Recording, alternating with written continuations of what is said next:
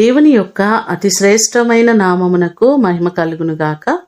ఈ ఉదయకాలము మీకందరికీ వందనాలు తెలియచేస్తున్నాను. ఈ దినము మిమ్ములను బలపరచు దేవుని మాట.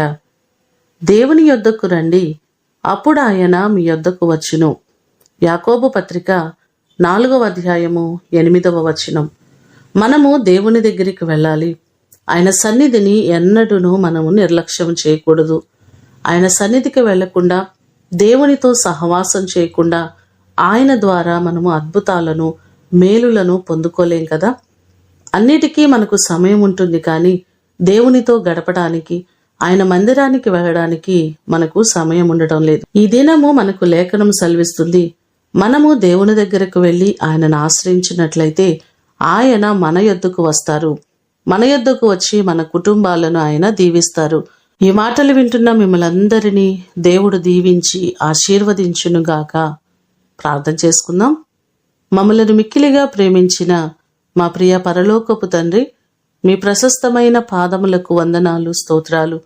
మేము ప్రతి విషయంలో మీపైన ఆధారపడడానికి, మీపైన ఆనుకోవడానికి సహాయము చేయండి. మిమ్మల్ని నమ్మిన వారు ఎన్నడూనూ సిగ్గుపడరని లేఖనం సెలవిస్తుంది. ప్రభువా, మేము నిన్ను నమ్ముకొని ఉన్నాము, మీపైన ఆధారపడుచున్నాము, మీ సన్నిధికి వస్తున్నామయ్యా. నీ కృపచేత మా జీవితాలలో అనేకమైన అద్భుతములను, ఆశ్చర్య కార్యములను మీరు జరిగించండి.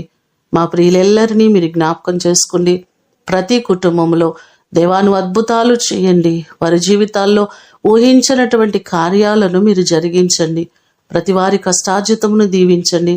వారి చేతి పనులను దీవించండి. వారి ఉద్యోగ వ్యాపారములను దీవించండి.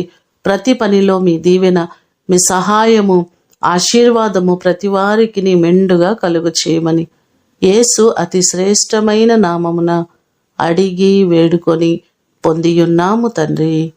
ఆమేన్. దేవుడు మిమ్ములను దీవించునుగాక.